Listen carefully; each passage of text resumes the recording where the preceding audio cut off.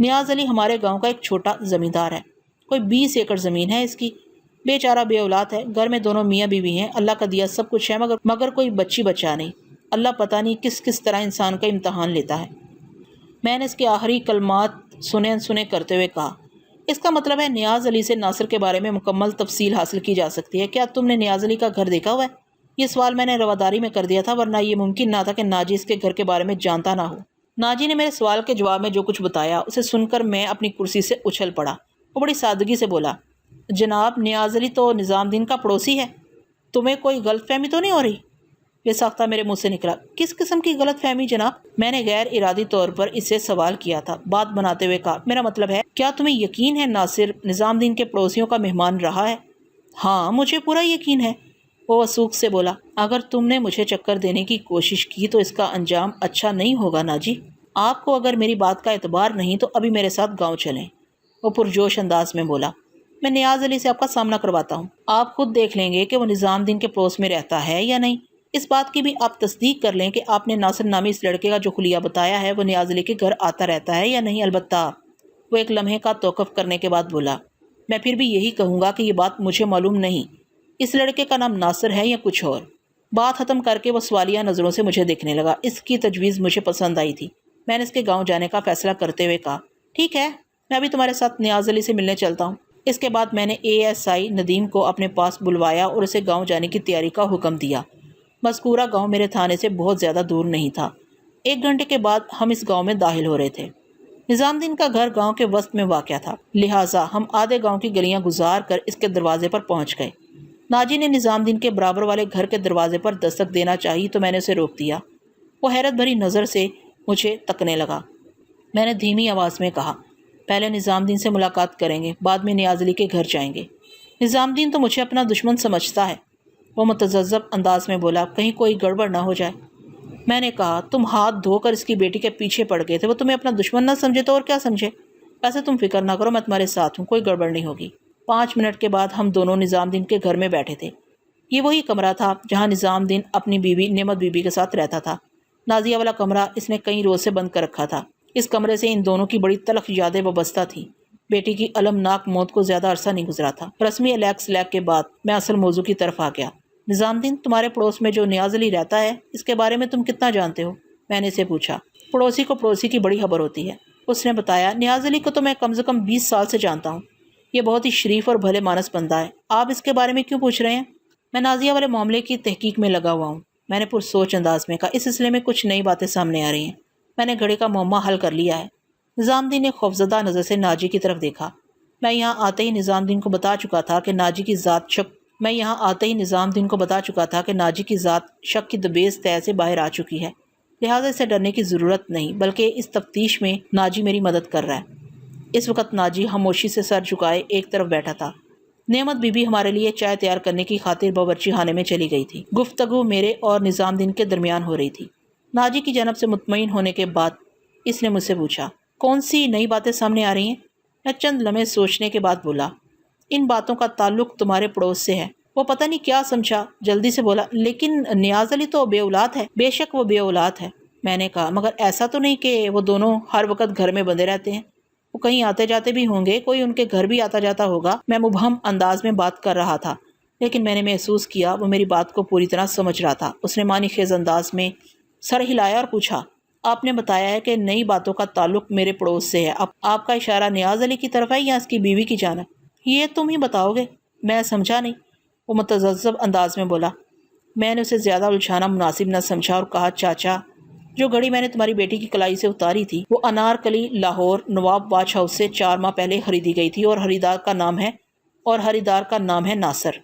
میں نے ایک لمحے کا توقف کر کے اس کے چہرے کے تاثرات کا جائزہ لیا اور کہا، مجھے بتاؤ گے کہ یہ ناصر کون ہے؟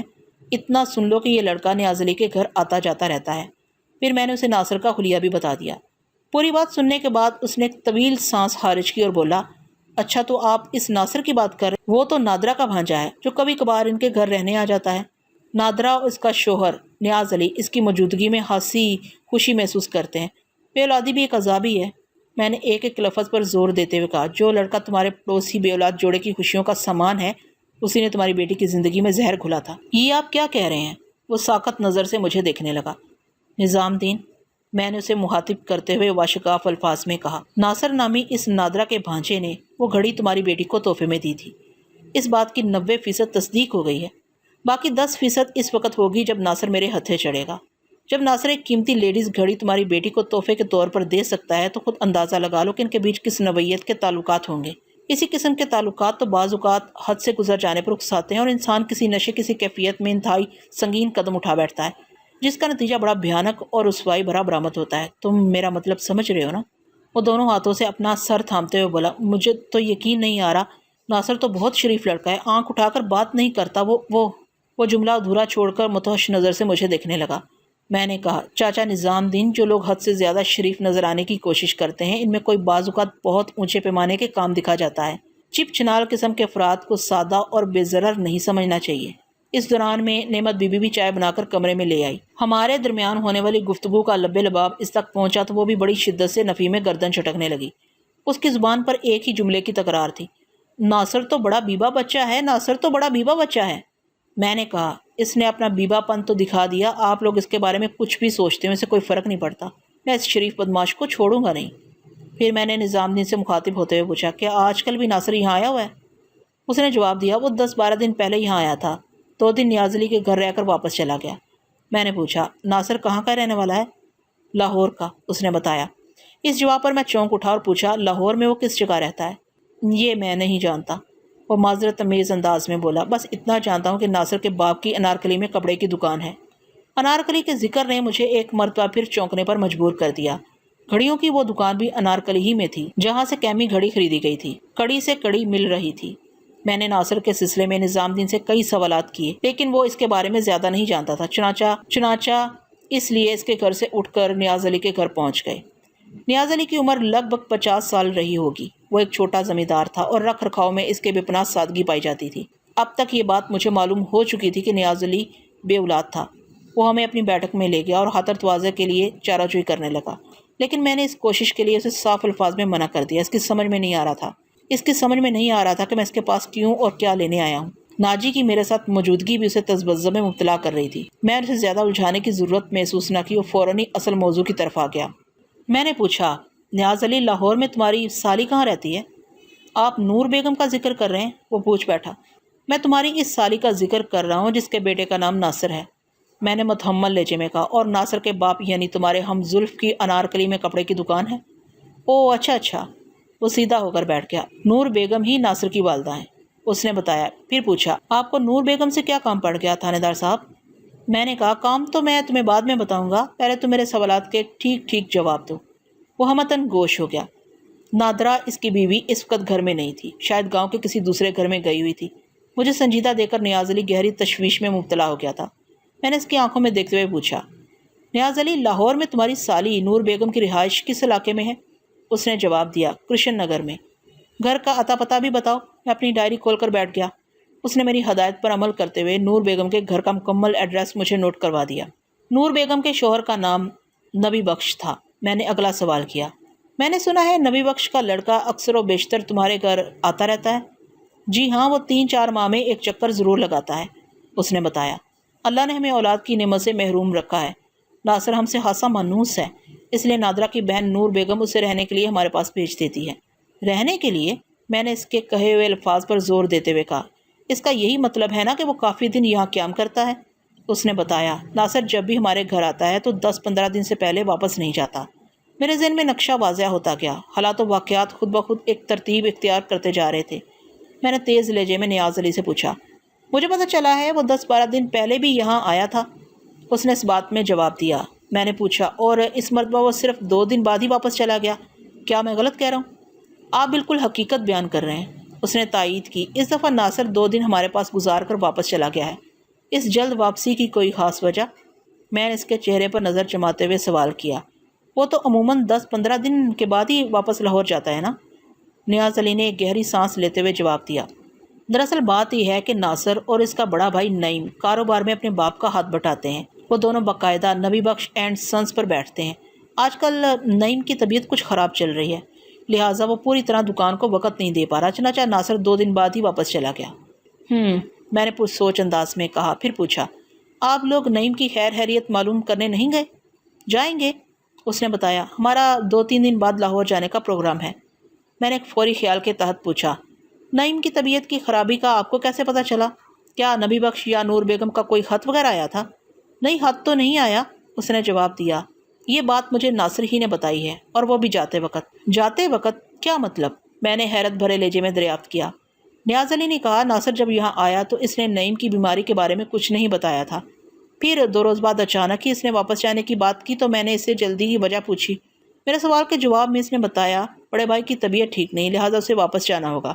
اگر وہ حسب معمول زیادہ دن یہاں رک گیا تو نبی بخش کو دکان پر بہت سی پریشانیوں کا سامنا کرنا پڑے گا۔ وہ کام اس اکیلے کے بس کا نہیں۔ میرا ذہن نہایت ہی تیز رفتاری سے سوچ رہا تھا۔ اگر نعیم کی طبیعت واقعی خراب ہوتی تو ناصر پر لازم تھا کہ وہ یہ بات یہاں آتے ہی اپنی خالہ اور خالو کو بتاتا۔ اس نے بھائی کی بیماری کا ذکر ہی نہیں کیا تھا، جس کا ایک ہی مطلب تھا کہ اس نے ایمرجنسی میں اپنی واپسی کے لیے ایک معقول بہانہ بنایا ہے، جھوٹ بولا ہے۔ جب کوئی انسان جھوٹ بولتا ہے تو اس کے پیچھے اس کا کوئی نہ کوئی مقصد ضرور پوشیدہ ہوتا ہے۔ وہ اپنے کسی جرم کی پردہ پوشی کرنا چاہتا ہے یا حقائق کو بگاڑ کر پیش کرنے کی کوشش کرتا ہے تاکہ دوسرے لوگ اصل بات تک نہ پہنچ سکیں، یا پھر وہ جھوٹ بول کر کسی خاص معاملے میں اپنی اہمیت جتانا چاہتا ہے۔ ناصر کو ایمرجنسی میں وہاں سے جانا پڑا تھا۔ اس کا واضح مطلب یہی تھا کہ ان 2 دنوں میں کوئی ایسی بات ضرور ہوئی تھی جس نے اسے وقت سے پہلے واپس جانے پر مجبور کر دیا۔ اس سوچ کے ساتھ ہی میرے ذہن میں ایک خیال بجلی کے کوندے کے مانند چمک اٹھا۔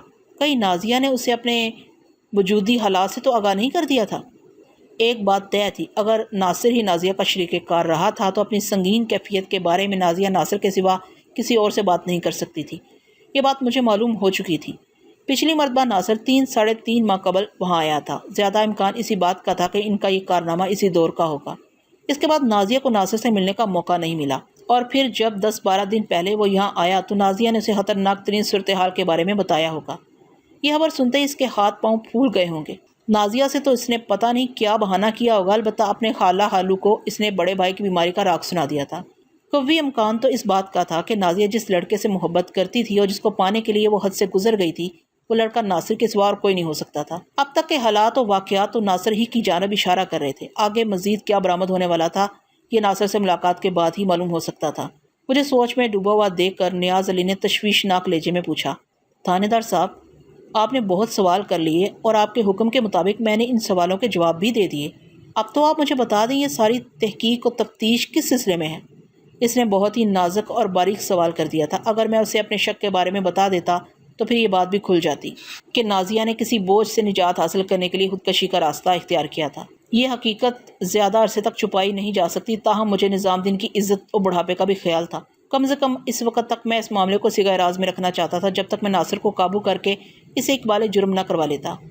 میں نے نیاز علی کو ٹالنے کی خاطر کہہ دیا، دراصل بات یہ ہے کہ چوری کی ایک واردات میں ناصر کا نام لیا جا رہا ہے، میں اسی سلسلے میں چھان بین کر رہا ہوں۔ ناصر ایسا لڑکا نہیں ہے تھانے دار صاحب، نیاز علی نے پورے یقین سے کہا، کسی نے اس پر جھوٹا الزام لگایا ہوگا۔ میں نے اسے تسلی دی اور اطمینان کے لیے ہاں میں ہاں ملاتے ہوئے کہا، مجھے بھی یہی لگتا ہے، اسی لیے میں تفتیش اور تصدیق کر رہا ہوں۔ تم اسے معمول کی کارروائی سمجھ لو۔ ویسے ایک بات ہے، میں نے مزید ایک ردہ چڑھاتے ہوئے کہا، تم سے ملاقات کے بعد مجھے یقین ہو گیا ہے ناصر چوری ڈکیتی جیسے کسی فعل میں ملوث نہیں ہو سکتا۔ میں اب لاہور جا کر اس کے ماں باپ سے بھی ملوں گا۔ میری کوشش ہوگی میں چوری کی اس واردات سے ناصر کا نام نکلوا دوں جس کا میں نے تھوڑی دیر پہلے تم سے ذکر کیا ہے۔ وہ ممنونیت بھری نظر سے مجھے دیکھنے لگا۔ نکلے تو میں نے ناچی سے کہا، تم نازیہ سے محبت کے دعوے دار ہو، اس لیے تم سے یہ بات کہہ رہا ہوں کہ اس کے راز کو اپنے سینے میں محفوظ رکھنا۔ ادھر ادھر کہیں اس کا ذکر کرنے کی ضرورت نہیں، ورنہ نازیہ کی بدنامی ہوگی، یعنی تمہاری محبت رسوا ہوگی۔ سوال ہی پیدا نہیں ہوتا تھانے دار صاحب، وہ اپنا سینہ ٹھونکتے ہوئے بولا، یہ راز تو اب میرے ساتھ ہی قبر میں جائے گا۔ میں نے دل میں کہا، جب ناصر اپنے جرم کا اقرار کر لے گا تو اس پر مقدمہ بھی چلے گا، پھر اس بات کو خفیہ یا پوشیدہ رکھنا ممکن نہیں ہوگا۔ تاہم میں یہ حقیقت اس وقت ناجی کے سامنے بیان نہیں کر سکتا تھا۔ اس کی ذات رفتہ رفتہ شک کے دائرے سے باہر نکلتی جا رہی تھی۔ مجھے یقین ہو چلا تھا کہ وہ نازیہ والے معاملے میں ملوث نہیں تھا۔ اس نے میرے ساتھ چلتے ہوئے کہا، تھانے دار صاحب، آپ تو سیدھا تھانے جائیں گے نا؟ اب تھانے دار ہوں تو تھانے ہی جاؤں گا۔ اور میں؟ وہ سوالیہ نظروں سے مجھے دیکھنے لگا۔ تم؟ میں نے پرسوچ انداز میں کہا، تم چاہو تو میرے ساتھ چلو، اور اگر نہ چاہوں تو یہیں رہ جاؤ۔ میں نے کہا، اب تمہیں تھانے میں بند کرنے کی ضرورت نہیں، مگر میں نے جملہ ادھورا چھوڑ کر اس کی طرف دیکھا۔ وہ خاصا الجھن میں نظر آ رہا تھا۔ میرے مگر نے اسے تذبذب میں مبتلا کر دیا تھا۔ میں نے اس کی مشکل آسان کرتے ہوئے کہا، مگر جب تک میں ناصر کو گرفتار نہیں کر لیتا تم یہ گاؤں چھوڑ کر کہیں نہیں جاؤ گے۔ اگر کسی مجبوری کے تحت تمہیں گاؤں سے باہر جانا پڑا تو پہلے مجھے اطلاع دو گے اور واپسی پر بھی تھانے میں حاضری لگاؤ گے۔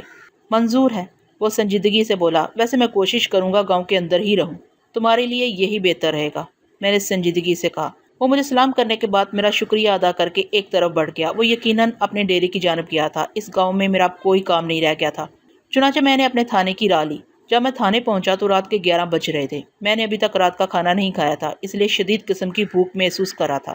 نظام الدین اور نیاز علی کھانے کے لیے بے حد اصرار کر رہے تھے، مگر میں نے صاف انکار کر دیا تھا۔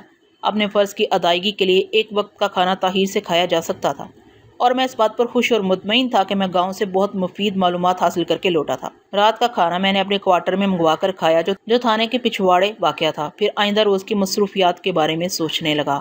آنے والا دن میرے لیے بہت اہم تھا۔ میں نے ایک مرتبہ پھر لاہور جانے کا فیصلہ کیا تھا۔ انارکلی اس زمانے میں بھی لاہور کا ایک مصروف بازار ہوا کرتا تھا۔ آج کل کی تو خیر بات ہی نرالی ہے۔ میں ASI ندیم کے ساتھ علیل صبح تھانے سے نکل آیا تھا۔ جب ہم لاہور کے انارکلی بازار پہنچے تو شہر پوری طرح بیدار ہو چکا تھا۔ سڑکوں پر ہر طرف چہل پہل اور رونق نظر آتی تھی۔ کسی نے اگر کہا ہے لاہور لاہور ہی ہے تو بہت ٹھیک کہا ہے۔ یہاں کی صبح کا ایک اپنا ہی مزہ ہے، شام کا اپنا ہی لطف ہے اور رات کا اپنا ہی سکون ہے۔ ہم نے نیلا گنبد کے نزدیک ایک ہوٹل سے بڑا تگڑا ناشتہ کیا، پھر انارکلی کی جانب بڑھ گئے۔ نیلا گنبد کا علاقہ انارکلی سے جڑا ہوا ہے۔ انارکلی کی بیشتر دکانیں کھل چکی تھیں۔ نبی بخش اینڈ سنز کی تلاش میں ہمیں تھوڑی سی دشواری اٹھانا پڑی۔ یہ دکان مین بازار کے بجائے ایک بغلی گلی میں تھی اور نواب واچ ہاؤس سے خاصے فاصلے پر تھی۔ ایک بات تو طے تھی کہ نفیس احمد ناصر کو نہیں جانتا تھا، ورنہ وہ اس کا خلیہ بیان کرنے کی بجائے مجھے فوراً بتا دیتا کہ یہ لڑکا نبی بخش کپڑے والے کا بیٹا ہے۔ نبی بخش اینڈ سنز خاصی بڑی دکان تھی۔ دکان کا مالک نبی بخش بنفس نفیس وہاں موجود تھا۔ وہ 55 اور 60 کے درمیان تھا اور صحت کے اعتبار سے خاصا جھٹکا ہوا نظر آتا تھا۔ نبی بخش کے علاوہ 30-32 سال کا ایک اور شخص بھی وہاں مجھے نظر آیا۔ اس کے خد و حال میں نبی بخش کی جھلک پائی جاتی تھی۔ میں سمجھ گیا وہ اس کا بڑا بیٹا نعیم ہو سکتا تھا، اور یہ بات مجھے چونکا دینے کے لیے کافی تھی، کیونکہ ناصر کے بیان کے مطابق نعیم اپنی بیماری کے باعث دکان پر نہیں جا رہا تھا۔ ان باپ بیٹے کے علاوہ دکان میں 2 ملازم بھی تھے جو بڑی خوش اخلاقی سے گاہکوں سے نپٹ رہے تھے۔ ہم سادہ لباس میں وہاں پہنچے تھے، اس لیے اپنا تعارف کروانا ضروری سمجھا۔ نبی بخش ہم سے ملتے ہی سراپا نیاز ہو گیا اور ہماری خاطر تواضع کے لیے ہاتھ پاؤں مارنے لگا۔ میں نے اسے اس کوشش کے لیے منع کر دیا اور بتایا کہ ہم نے چند منٹ پہلے ہی بڑا بھرپور ناشتہ کیا ہے۔ جناب چائے تو ضرور چلے گی، وہ اصراری لہجے میں بولا۔ میں نے اس کی خواہش کو دیکھتے ہوئے مزید انکار نہیں کیا۔ وہ دور اور زمانہ بھی خوب تھا، لوگ پولیس والوں کی بہت عزت کرتے تھے، ایک عام کانسٹیبل کو دیکھ کر بھی کچھ کھلائے پلائے بغیر نہیں جانے دیتے تھے۔ آنکھوں میں ایک لحاظ اور ذہن میں ایک خیال ہوتا، مگر اب وہ سب کچھ ایک سپنا بن کر رہ گیا ہے۔ آج کل لوگ پولیس کی وردی دیکھتے ہی دل میں اور زیر لب گالیاں دینے لگتے ہیں۔ عوام کے ذہن میں اس ڈپارٹمنٹ کے لیے شدید ترین نفرت پائی جاتی ہے۔ قصوروار کون، یہ فیصلہ کرنا بہت مشکل ہے۔ دونوں فریق ایک دوسرے کو الزام دیتے ہیں، اور جو یہ نہیں کرتے وہ آج کے دور کو برا بھلا کہتے ہیں، ماضی کو یاد کر کے آہیں بھرتے ہیں۔ میرے خیال میں قصوروار دونوں فریق ہیں۔ زمانہ کبھی برا نہیں ہوتا، انسان ہی اچھا برا ہوتا ہے۔ میں نے یہ تو دیکھ لیا تھا کہ دکان میں ناصر کہیں موجود نہیں، لہٰذا نبی بخش نے میری آمد کی غرض و غایت جاننا چاہی تو میں نے اس سے کہا، میں تمہارے چھوٹے بیٹے ناصر سے ملنے آیا ہوں۔ خدا خیر کرے، وہ تشویشناک لہجے میں بولا۔ آپ کس سلسلے میں ناصر سے ملنے آئے ہیں؟ سلسلہ خاصا خطرناک ہے، میں نے کہا۔ وہ دکان میں نظر نہیں آ رہا، کہاں ہے وہ؟ وہ تو اپنی ماسی کے پاس گیا ہوا ہے، نبی بخش نے بتایا۔ آپ کس خطرناک سلسلے کی بات کر رہے ہیں؟ میرے ناصر نے ایسا کیا کر دیا ہے؟ میں اس کے سوالوں کے جواب کس طرح دیتا؟ اس نے تو ایک ایسی بات کر دی تھی جو مجھے چونکا دینے کے لیے کافی تھی۔ میں نے تیز لہجے میں کہا، تمہارا مطلب ہے وہ اپنی خالہ نادرہ کے پاس گیا ہوا ہے؟ جی ہاں، اس نے تائید کی، اس کو گئے ہوئے آج 12 دن ہو گئے ہیں۔ میں نے کہا، تم سوچ سمجھ کر بول رہے ہو نا، ایسا نہ ہو کئی بعد میں تمہیں اپنا بیان بدلنا پڑے۔ میرے بدلتے ہوئے انداز نے اسے متوش کر دیا۔ میں نے آپ سے کوئی غلط بیانی نہیں کیا، مگر آپ کی باتوں سے لگتا ہے ناصر کے ساتھ کوئی گڑبڑ ہو گئی ہے، مجھے جلدی سے بتا دیں اور ہوا کیا ہے؟ تمہارا اندازہ درست ہے نبی بخش، میں نے سخت لہجے میں کہا۔ گڑبڑ تو واقعی بہت اونچی ہو چکی ہے، وہ بھرائی ہوئی آواز میں بولا۔ جناب بجھارتے نہ ڈالیں، میں بہت پریشان ہو گیا ہوں، آپ مجھے ناصر کے ساتھ ہونے والی گڑبڑ کے بارے میں بتائیں، میرا دل گھبرا رہا ہے۔ میں نے چند لمحے سوچنے کے بعد کہا، نبی بخش تم کہتے ہو ناصر 12 دن پہلے اپنی خالہ کے پاس اس کے گاؤں گیا تھا، لیکن مجھے پتہ چلا ہے کہ وہ گاؤں میں صرف 2 دن گزار کر واپس آ گیا تھا۔ دونوں میں کون سی بات درست ہے؟ ناصر کا بھائی نعیم بھی ہماری گفتگو میں شامل ہو گیا۔ جناب ناصر واپس تو نہیں آیا اور ابھی تو اس کے آنے کا وقت بھی نہیں ہوا، وہ جب بھی گاؤں جاتا ہے 2-2.5 ہفتے وہاں ضرور رکتا ہے، اور آپ کہہ رہے ہیں کہ وہ 10 دن پہلے وہاں سے چلا آیا تھا؟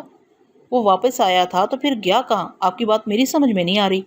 نعیم، میں نے الجھن زدہ چہرے والے اس شخص کی آنکھوں میں دیکھتے ہوئے کہا،